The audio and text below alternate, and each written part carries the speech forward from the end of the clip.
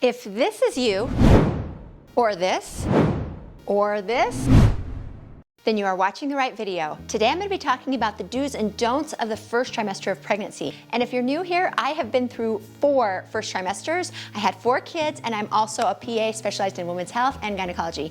And before I get into the meat of this video, I'd like to hear from you. What brought you to this video? Are you pregnant now? Are you getting ready to get pregnant? Put that in the comments section below. Now, I don't want to waste any more time on intros, so let's talk about what you came here to learn, starting off with number 1, take your prenatal vitamins. So these little gems are packed with all of the essential nutrients that you need, like folic acid, iron, and calcium that are really important for your baby's development. Now, I remember with my first pregnancy, I had to set a reminder on my phone because, let's be honest, pregnancy brain is a real thing. Another option is to keep your prenatals next to something that you use every day, like your toothbrush, so that you don't forget to take them. Now, if your prenatals make you feel queasy, try taking them with a meal or taking them right before bed. Either of those can really help. Next, do get plenty of rest, because your body is working really hard. So remember, you are growing a human being, so it's no wonder that you're gonna feel a lot more tired than usual.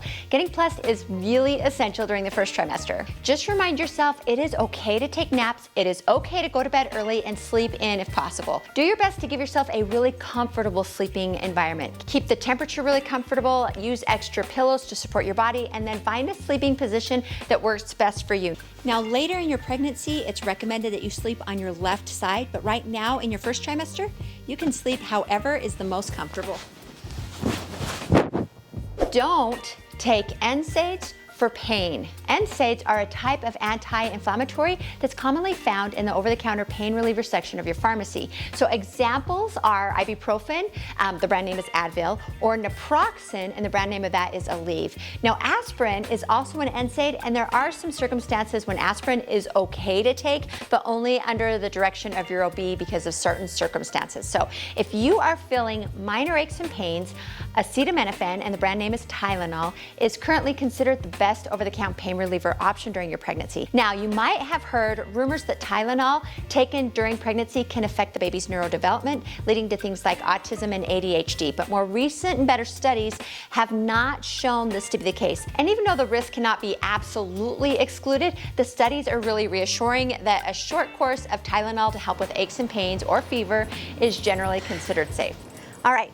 Do wear your sunblock. So besides the fact that sun exposure is a known risk factor for developing skin cancer, when you're pregnant, you are at an increased risk of developing a skin condition called melasma, which is also known as pregnancy mask. So this is a hyperpigmentation or darkening that forms usually on the cheeks and on the forehead and the neck, sometimes the arms as well.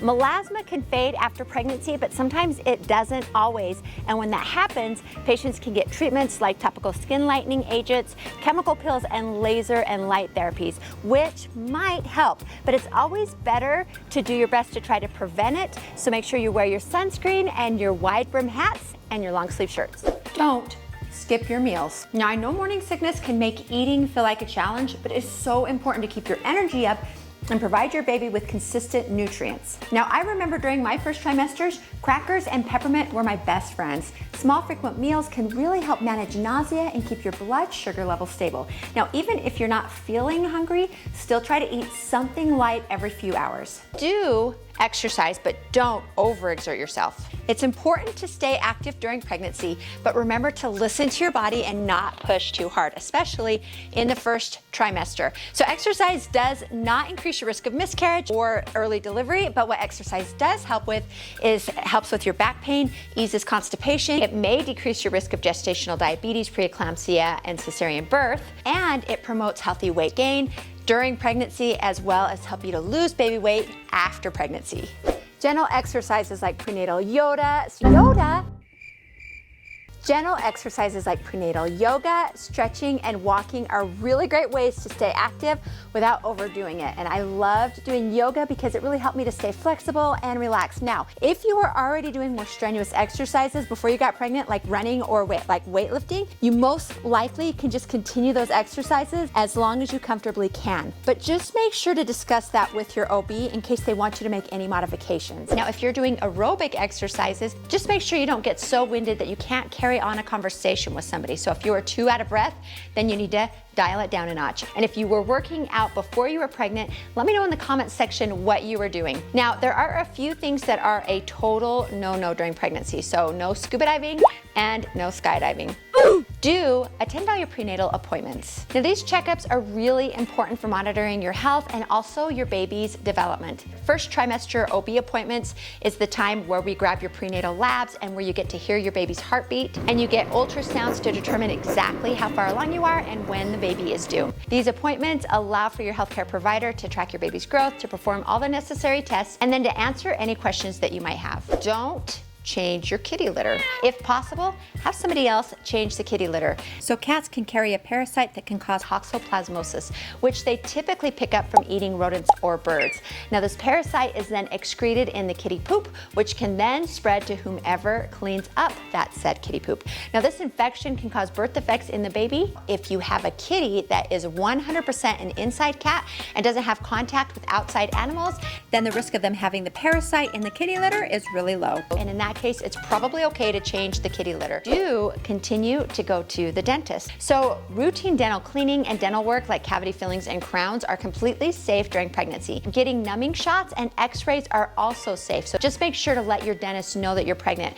But pregnant women are at an increased risk of developing cavities and also gingivitis. So keep those checkup appointments. Don't ignore unusual symptoms. Your body goes through a lot of changes during pregnancy, and it's really important to pay attention to anything that just feels off. If you're experiencing symptoms like severe cramping, heavy bleeding, severe nausea or dizziness, or any other symptoms that don't feel right to you, it's really important to contact your healthcare provider right away. Trust your instincts and don't hesitate to seek medical advice. Don't hang out in a hot tub or sauna. These can increase your internal temperature, which has been shown to increase the baby's risk of birth defects. Swimming in pools, however, are considered safe. Do stay hydrated, because drinking water is really, really important, especially during pregnancy. Now, I know that plain water can get a little bit boring, especially if you're having morning sickness. So I used to try to jazz up my water. I would put in strawberries, fruit, lemons, cucumbers, literally anything that I could to make my water more appetizing. And I would just keep this in my refrigerator and I would pull it out all throughout the day. 8 to 10 glasses of water is the best, especially more if it's really hot outside or if you've been exercising a lot. Staying hydrated also helps reduce swelling, it prevents urinary tract infections, and it keeps your skin looking great. Don't consume alcohol, period. At all, zip, zero, nada. So is there any safe amount of alcohol that you can consume? So we don't know, and that's why it's way too risky to even chance it.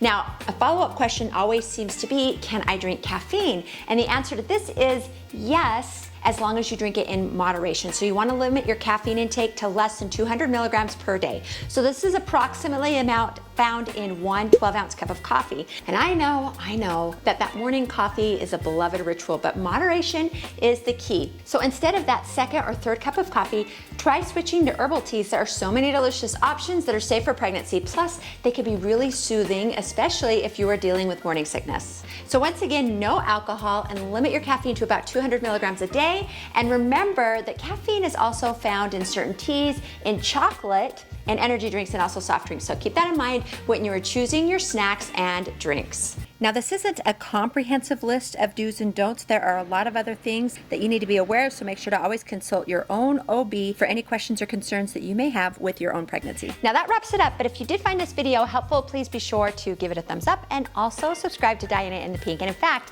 I've actually made an entire pregnancy series where I walk you through pregnancy week by week. I talk about baby development, symptoms that you might be having, and also how to help them, what to expect at your next OB appointment, and so much more. So click on the playlist right here, find the week that you're at, and I will see you over there.